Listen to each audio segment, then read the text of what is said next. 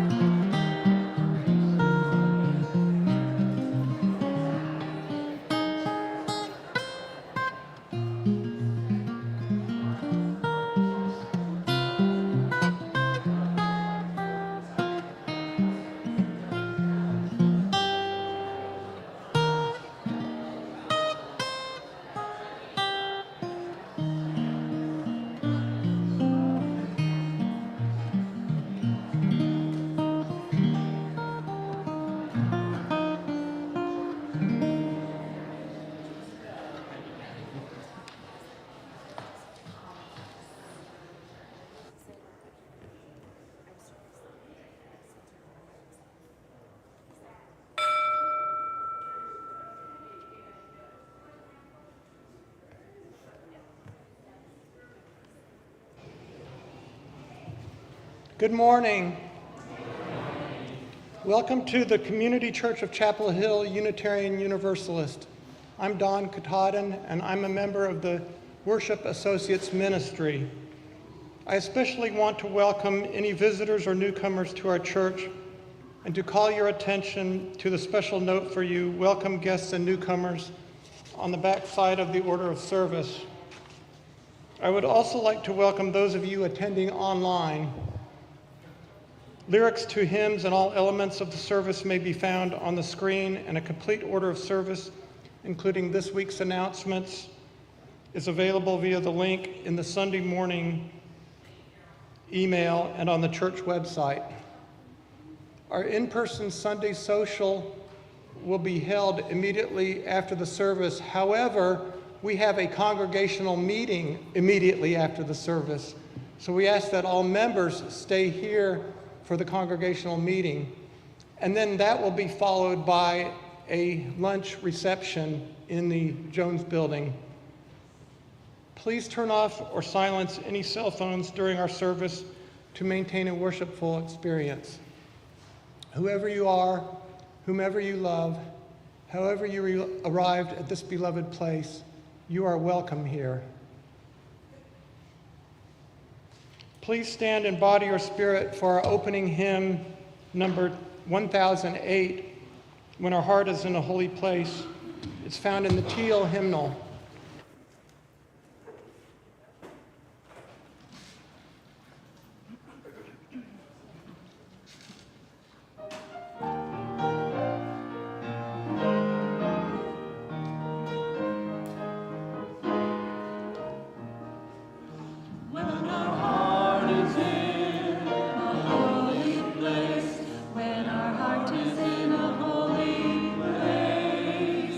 We are blessed with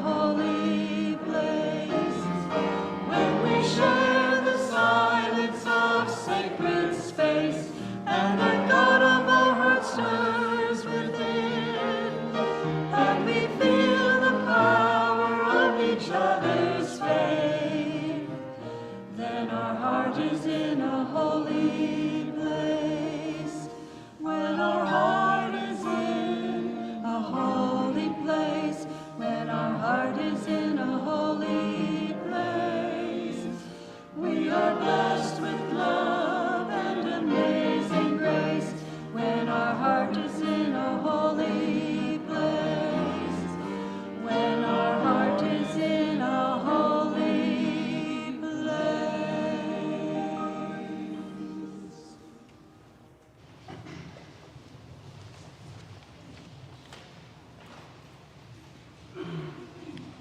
Hear these words from our hymnal by poet Wendell Berry.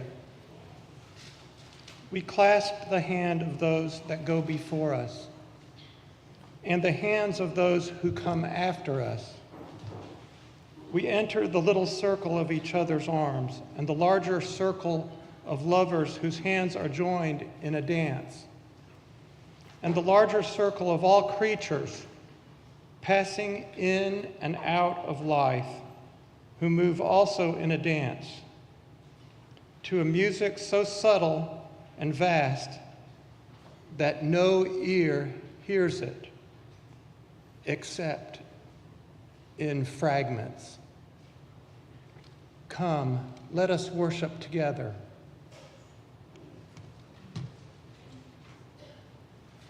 You will find the words for the chalice lighting in your order of service.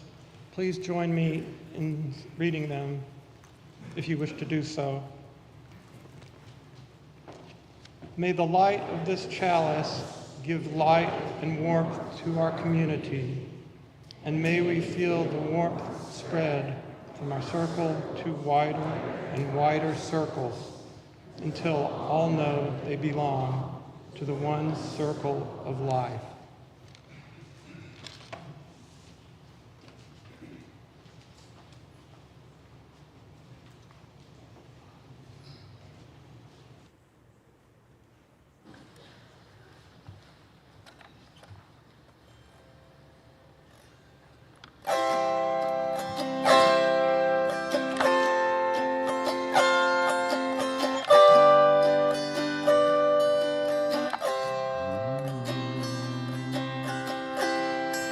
Well, how many times have you heard someone say, if I had the money, I'd do things my way?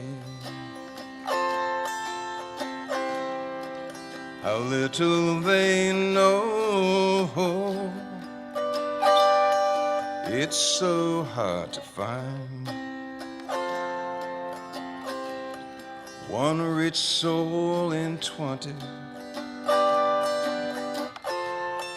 with a satisfied mind.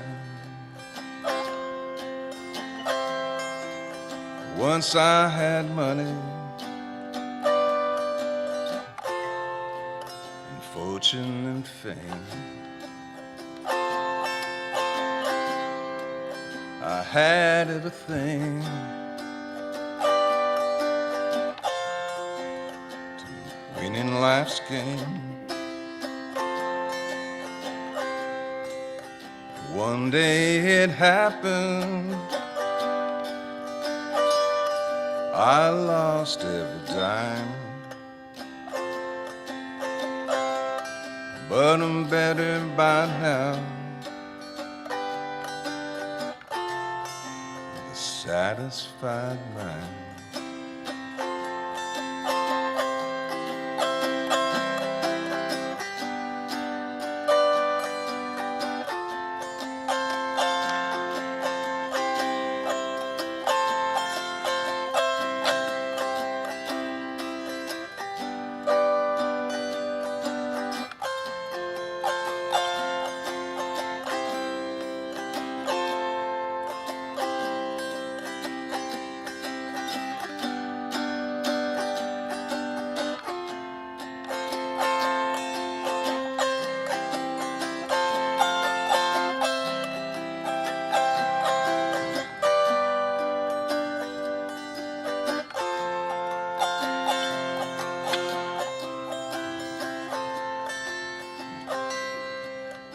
my life is over,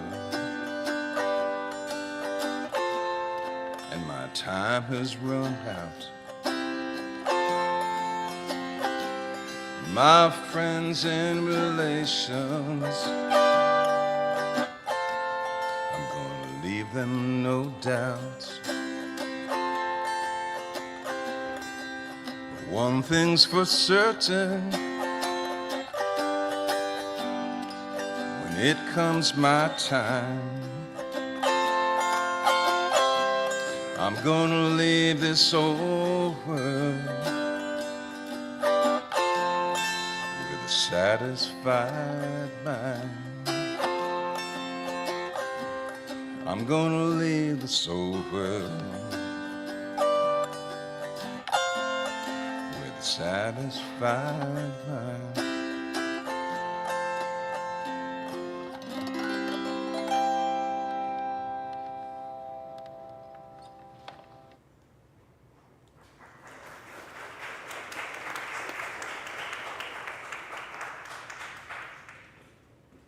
At this point in the service, we are going to honor those who within the past several months have made the decision to become members of our church family.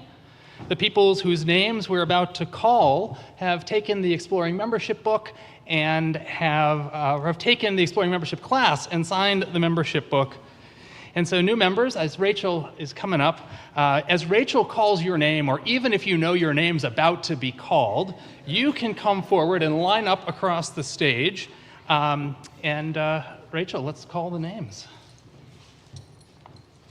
We have a lot of new members to this beloved community, so we may need a couple of stairs. There are also accessible ramps on either side of the stage if you need those, as well as handrails to get up the stairs. Jamie Allison, Michael Ruckless, Laura Klatt House, Nancy Ballantyne, Kira Fisher, Sylvia Steer, Matt Steer, Rebecca Young Marcourt, Mark Marcourt, Jane Lynch, Kevin Lynch, Savannah Gush Smith, Grant Bedell Smith, Bruce Donath, Ann Poyman, Sienna Butler, Jerry Marketus, Megan Jones, Elizabeth Stockton, Michal Schaefer, Tracy LeMay McNeil, Allie Massey Jackson, Alex Jackson, and Cal Lee.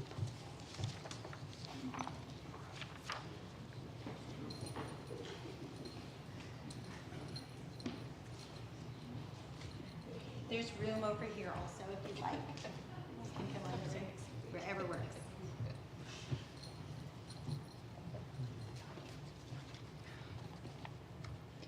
Good morning. On behalf of the Welcome Ministry, it's a joy to welcome you into this community of memory and hope. Each time we welcome a new member, we become something new. So we ask you, as our newest members, will you promise to walk together with us, sharing the joys and the responsibilities of membership? If so, please say we will. Yeah. Members of the Community Church of Chapel Hill, Unitarian Universalist, will you welcome these people into our congregation? Will you reach out to them in friendship, including them in our activities and fellowship? Will you be open to their unique gifts and perspectives? Will you extend a warm welcome to each of them, remembering that we were each once a new member? If so, please say we will. We will. Becoming a member of this church is an important first step, but it is only a first step. We invite you new members to grow in your faith as you find and share your special gifts with us. Ours is a shared ministry. Each of us has a crucial role to play. We need you, we need your energy, we need your ideas, and as you give generously of yourselves, we all become richer. Now's the fun part. It's where we get to offer gifts. So Rachel is going to move down the line, in offering you one of two choices of a chalice pin, either the rainbow or the red and white version, while supplies last. And there are plenty. And then Kristen and I will follow with warm handshakes and saying welcome. So we were going to do that.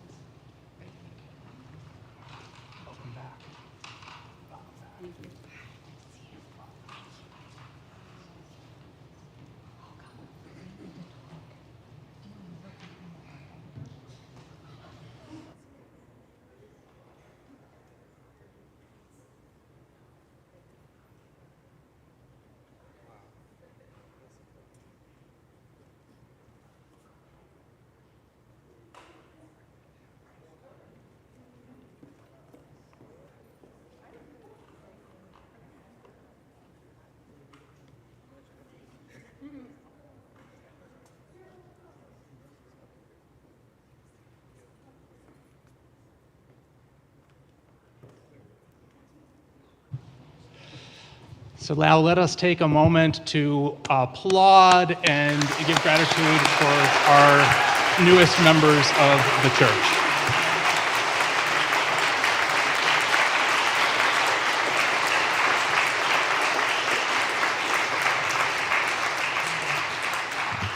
And now with Thom, we're going to change up the stage a little bit. We're going to invite all of you to return to your seats, and we're going to get things set up for the offertory.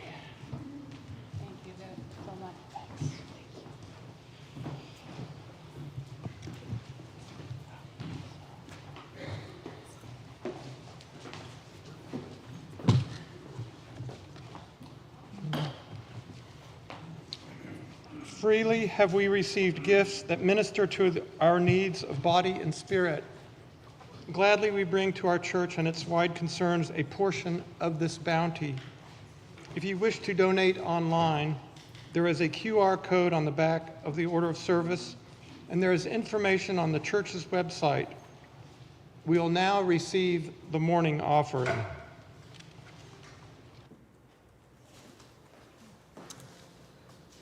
You may notice that in the program it says that Stephanie Johnson would be performing today, but she has come down with a cold and laryngitis. Oh, so I'll try that again. You might notice in your order of service that Stephanie Johnson was supposed to be singing this morning, but she has come down with a cold and laryngitis, so we are substituting for her.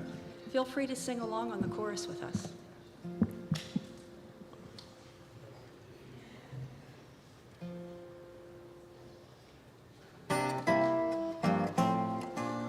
You can play the game and you can act out the part, though you know it wasn't written for you. Tell me, how can you stand there with your broken heart, ashamed of playing the fool? One thing can lead to another. It doesn't take any sacrifice. Oh, father and mother, sister and brother, if it feels nice, don't think twice. Shower the people you love with love. Show them the way that you feel. Things are gonna work out fine if you only will. And do as I say, shower the people you love with love. Show them the way that you feel. Things are gonna be much better if you only will. You can run, but you cannot hide. This is widely known. Tell me what you gonna do with your foolish pride when you're all by yourself alone. Once you tell somebody the way that you feel, you can feel it beginning to ease. I think it's true what they say about the squeaky wheel, always getting the grease. Power the people you love with love. Show them the way that you feel. Things are gonna work out fine if you only will. What I'd like to say to you, shower the people you love with love. Show them the way that you feel. Things are gonna be much better if you only will.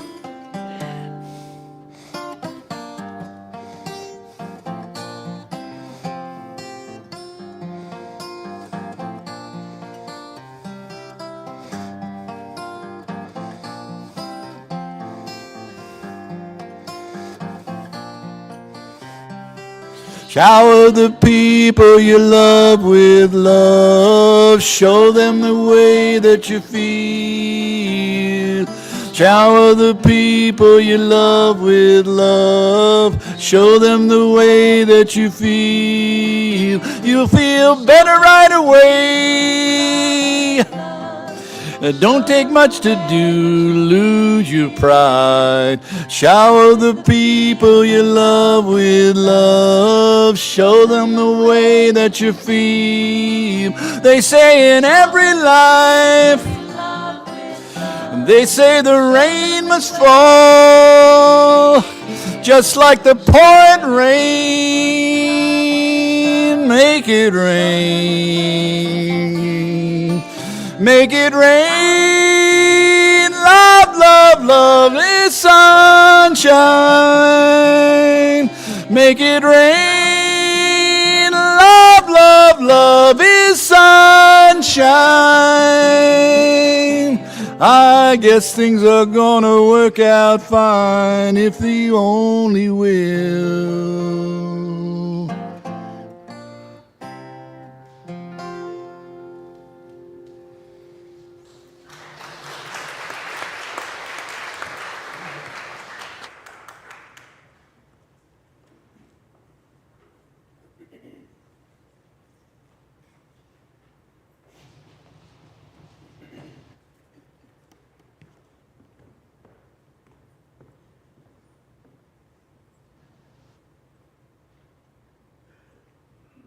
It's good to be together this morning.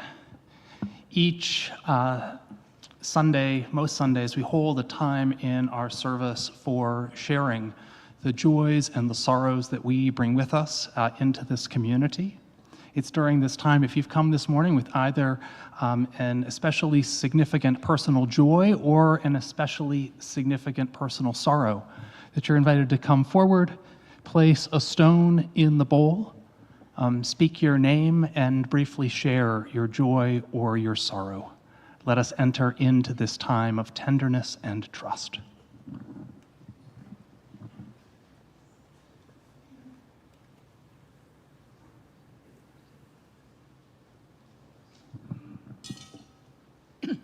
I'm Marnie Goldschlag, and it's a joy today to share that my brother is alive. He and his wife were vacationing in Hawaii, and he basically drowned and was resuscitated twice and hospitalized, intubated, et cetera, but he's home in Massachusetts recovering from broken ribs.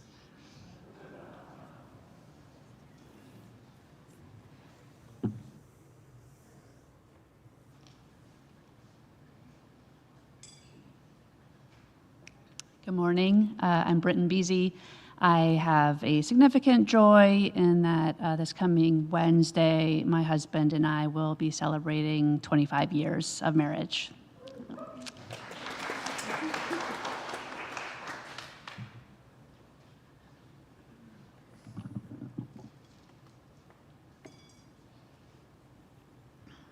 Good morning. I'm Carol Rogers, and I have a concern about my friend Kathy, that I'm usually here with. You know, she's suffering from cancer, and will probably start undergoing a new treatment. She's done 3 bouts of, 3 bouts of cancer, actually. This is her 3rd time, and she's gone through chemo already 3 times, and now they want to try something else. So I would ask for your prayers and thoughts for Kathy. She's going through a really rough time right now. Thank you.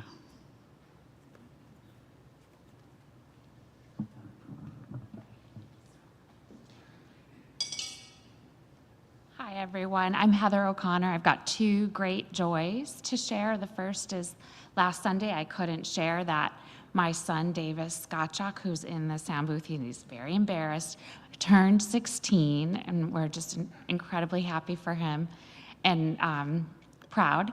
And my husband, Larry Gottschalk, and I also celebrated we celebrated our 25th wedding anniversary almost 2 weeks ago. So lots going on in our household.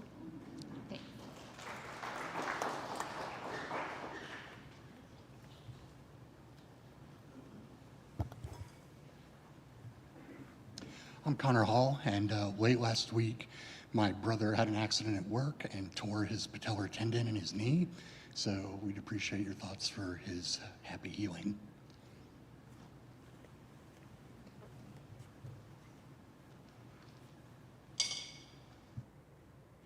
Hi, I'm Demia Wright, and 2 weeks ago, my cousin Diane lost her battle with pancreatic cancer. I'm really thankful I was able to spend about 6 days with her in early April and just keep her family in your thoughts. Thank you.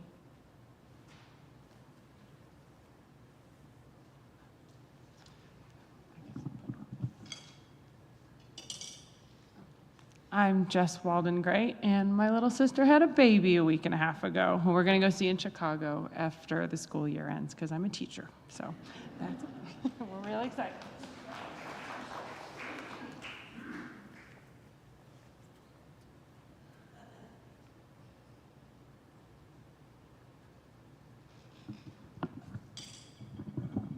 Thanks. I'm Alan Spalt. This is my wife, Susan. My sister, Kathy, who's my only sibling, a few years older than I am, has been suffering from COPD for quite a long time. Got it from a sick building where she taught, and she's been hospitalized a few times recently, just not getting enough oxygen. And I don't know whether this is end stage or not, but I suspect it is.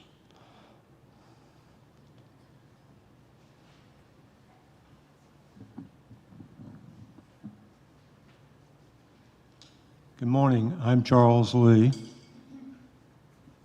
And I'm Lois Lee, and we are very happy to share a great joy that our first great-grandchild, a granddaughter, was born on May 22nd. Her name is Parker Ann Pettit, and she will be living in Wake Forest, even better.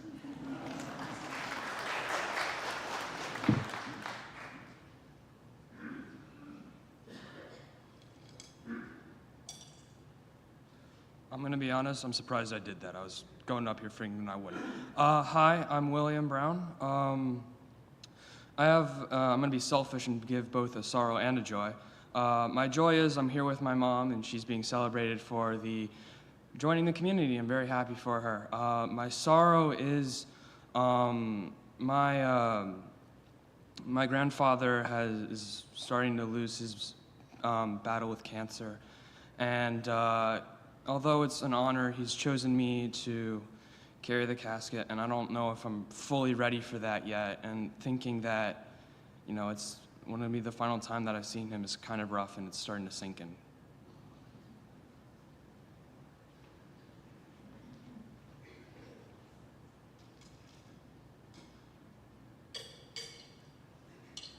I'm Melisande Timblin. The first rock is for my mom's partner of 29 years who died last weekend on June 1st.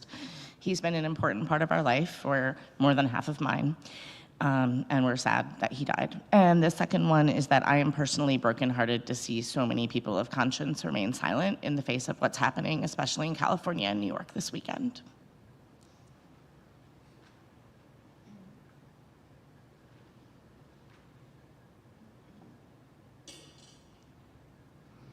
I'm Debbie Davis. Tomorrow marks the 10th anniversary of when my sister Cynthia and I moved to Chapel Hill with her service dog. Cynthia was disabled from a car accident when she was 19. And unfortunately, she died 9 days later.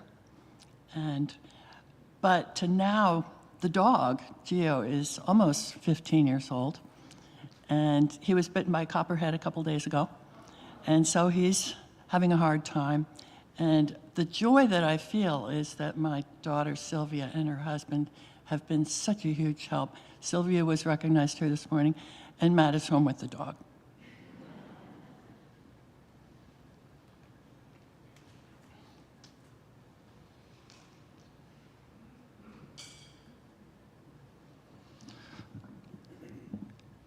Final stone is for all the joys and sorrows that were not spoken, but that live in our hearts.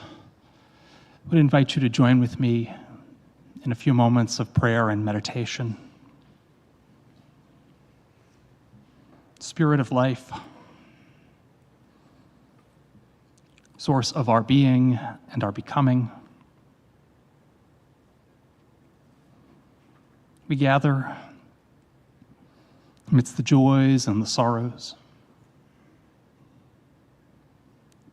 the struggles and the successes of this congregation and this community. We hold in our hearts those who have passed away, who we are mourning. We hold in our hearts those who are struggling with illness. We hold in our hearts those who are recovering.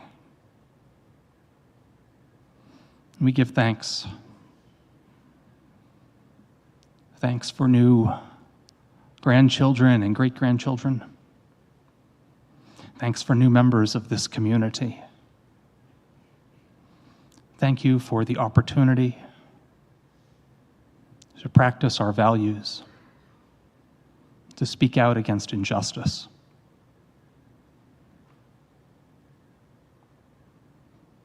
In this time, let us connect with our deepest self, our deepest truth, that bit of the soul that we will ever seek to enlarge with compassion, with understanding, and with devotion. I invite you to hold a few moments of silence with me.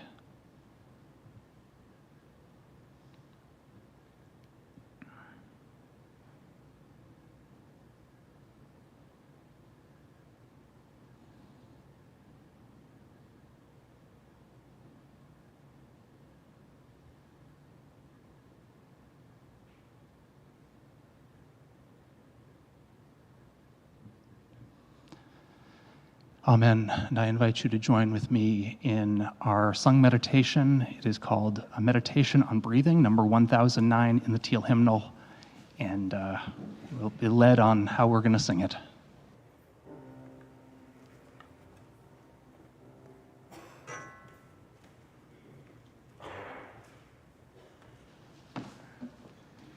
Breathe in, breathe out, breathe in, breathe out.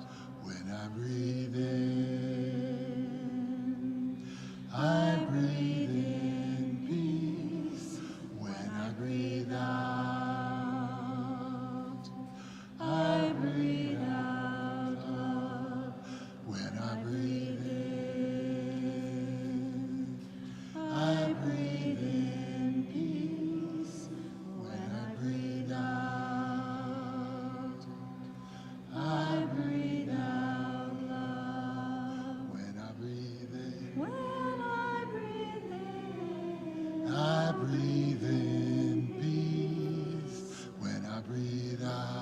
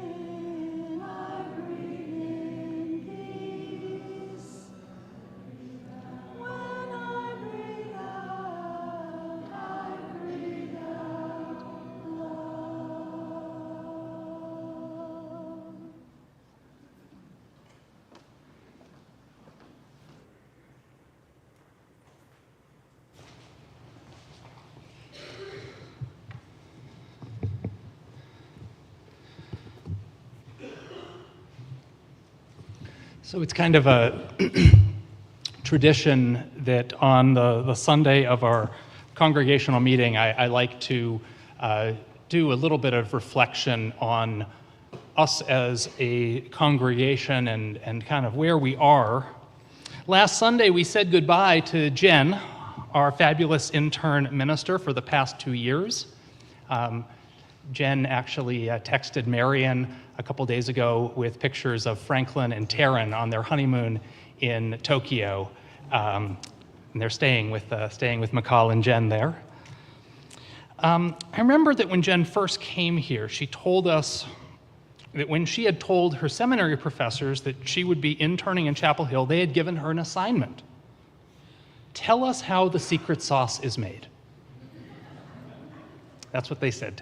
We in Chapel Hill have developed a nationwide reputation for doing church well.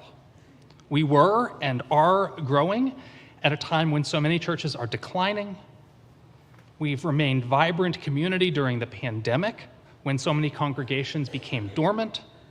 We were launching new programs at a time when many churches were downsizing. And we are, for the most part, a joyful community at a time when bitter conflict is ripping so many congregations apart at the seams. Jen, her professor, said, how do they make that secret sauce in Chapel Hill? Here's something you may not know. I've actually been asked this secret sauce question before. Go back 18 years. I was a young minister, had just turned 30.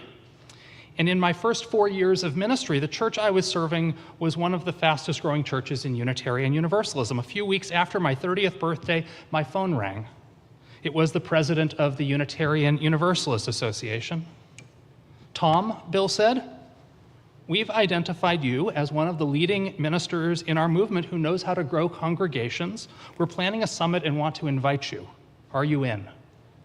Well, knock me over with a feather, right? And so a few months later, I joined a group of 11 other ministers, all of us selected for a track record in congregational growth. It worked like this. The growth experts, which were us, all sat inside a circle. And for 3 days, we talked about doing ministry. The entire senior staff of the denomination sat on the outside of the circle and listened. A camera crew recorded the entire conversation. Now let me say, and in fact, if you search really well, you can find those videos up on the web, but probably I'm not going to tell you all. I look young. Now let me say, the first part of this sermon is actually pretty wonky. And the last part is not going to be wonky. So if you think, where is he going? Just be patient. I'm going to be talking a lot about being the minister of a growing church, but I want to be clear. The purpose of a church is not to get bigger. The purpose of a church is not to get more members. The purpose of a church is especially not to get the minister special invitations to growth summits. The purpose of a church is something else entirely. It's about transforming lives. It is about spurring us to work for justice. It's about serving our spiritual needs as human beings. But it's also true that growth is a byproduct of doing those things well. And it's also true that when a church is growing, it's able to focus on those things better than when it is declining. It's hard to serve human need when you are laying off staff and shutting down programs. Here's the truth. No church with a big vision ever has enough resources, but I would sure rather be struggling to figure out which staff person to add or which strategic objective to fund than struggling to figure out which person to lay off or which program to cancel. After that growth summit, 18 years ago, I was asked to write a book about how to grow a congregation. The UUA called me up and said, we want you to write this book. I was asked to put the recipe for the secret sauce down in writing. And what I decided to do was this. I went back and rewatched the video recordings of that conversation, and I made a note of a time when each participant in the room was the most passionate, most animated, most absolutely lit up talking about ministry. And I asked that person to contribute an essay about that ingredient to the secret sauce. Victoria's ingredient was really good worship, and she was actually one of the best preachers in our movement. Fill the pulpit, fill the pews, she said. And I may be biased, but I actually think the worship life of our congregation is pretty great. Peter's ingredient was welcoming. He said that the key to grow is to repel fewer people.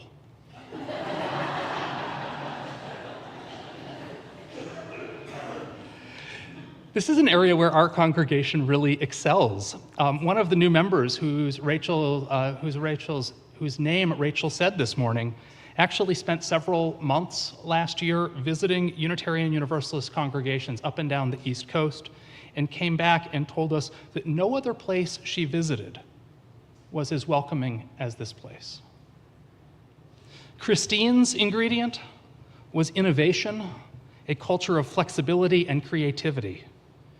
As a congregation, we innovate. Our model for religious education is unlike any other, except for the others that have adopted our model. Our day of service is innovative. So many of our programs, and think back to those videos that Marion and Kat made during the pandemic. We're an innovative congregation. Liz's ingredient was love. Liz wrote about how the minister needs to love the congregation for it to grow. And John's ingredient was something he called buzz, but the kids today would call it vibes. The key, John said, was creating an atmosphere that feels alive and healthy. Here at Community Church, our vibes are immaculate, as the kids would say. Do the kids still say that? Who knows, right? It's just, being here makes me want to yeet or something.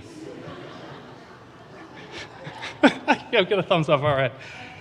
My favorite essay in the book, though, and also the most controversial, probably my favorite because it was the most controversial, was written by Marilyn.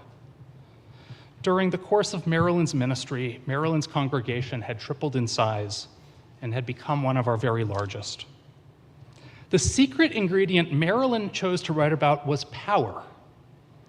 Marilyn argued that the key to congregational growth is the minister being willing and able to exercise power. As an editor, though, Marilyn was not the easiest to work with. I had the toughest time trying to massage her words. In retrospect, though, there was something naive about thinking that if we wrote the recipe down that people would follow it. I did a longitudinal study of the 12 of us. It's now 17 years later. None of us are still at the church we were serving in 2008. All 12 of us have moved on. And in all 12 churches, when the minister left, they lost that bit of secret sauce. All 12 congregations, a perfect 12 for 12, have shrunk significantly, most by about a third of their membership. Small sample size notwithstanding. As I look at it, this book is kind of an artifact, a remnant from a different time. Our association no longer gathers the leaders of growing congregations together. Vitality is not celebrated. When our members go to General Assembly next month, there will be no mention of congregations that are growing. Flourishing in our denominational culture is frowned upon.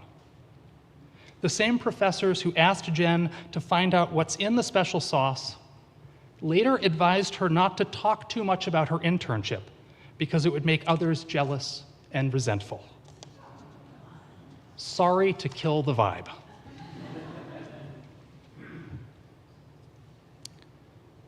What are we doing here?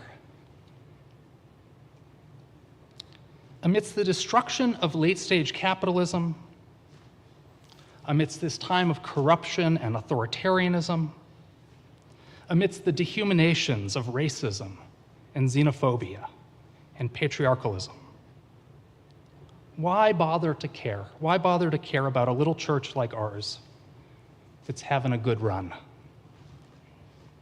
There's a quote I rather like by James Luther Adams, a famous Unitarian theologian.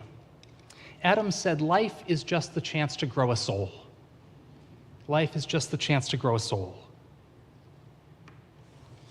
And the reason that I've devoted my life, well, now more than half my life, to leading congregations is because I deeply believe that the church is a powerful, though far from perfect, institution for growing our souls.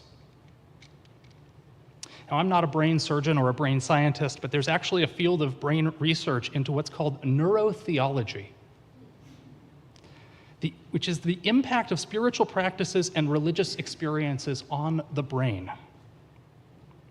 To quote one of the essays in my book, through studies of the brain during spiritual practice, scientists have demonstrated that human beings are hardwired for spiritual experiences and growth. Through practice, we can cultivate compassion and insight and happiness and loving kindness, though this is hardly news to any person from a contemplative tradition. We need to stay human, to stay fully human at all costs in this time, which is no easy thing in a world that conspires to deny our humanity. We need to deepen in compassion, even and especially in these times when so many delight in cruelty.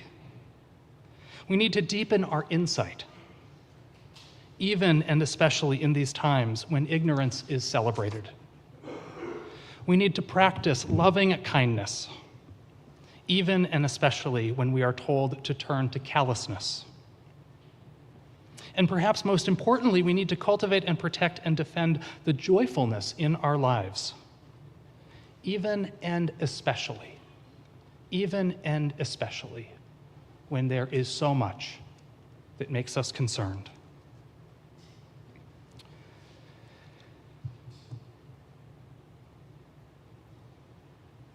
A memory on which I'm going to close. Back in 2008, when they gathered the 12 of us, they began the meeting by handing out little white rocks and fine-tipped Sharpies, and they told us to write a word that was central to our ministry on it. And we did a little ritual where we placed those in the center. Now, being the brainiac, the person that I was, I wrote first, second, and evermore, which is a line from the Divinity School Address, Emerson's Divinity School Address, where he said, and I'm going to take this out of context, he was speaking to the challenges of his day, but I'm speaking to ours. Emerson said, the remedy to this deformity is first soul, and second soul, and evermore soul. So may it be. Amen. I found that stone in my office this morning. The writing on it is faded a bit, but first and second and evermore, let us bring soulful living into our work with each other and into this world where it is so deeply needed. Amen. Blessed be.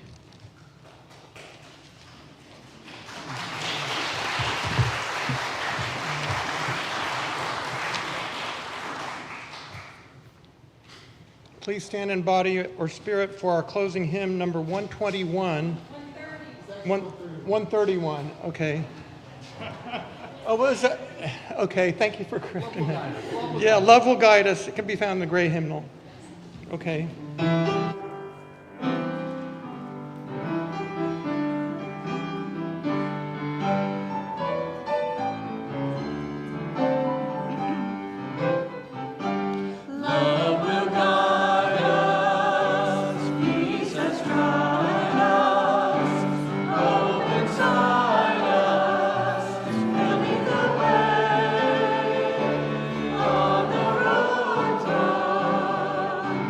To give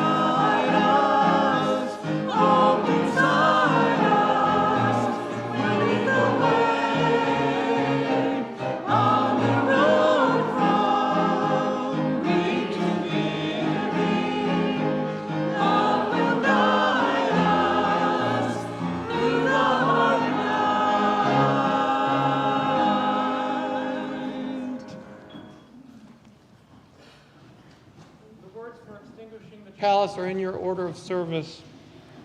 Please join me if you wish to saying them if you wish to do so. We extinguish this flame, but not the light of truth, the warmth of community, or the fire of commitment. These we carry in our hearts until we are together again. Now let us thank all those who made this service worshipful this morning.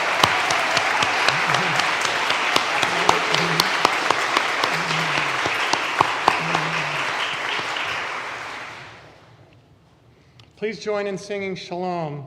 The words are in your order of service. As you are comfortable, please either hold hands with the person next to you or cross your arms over your heart.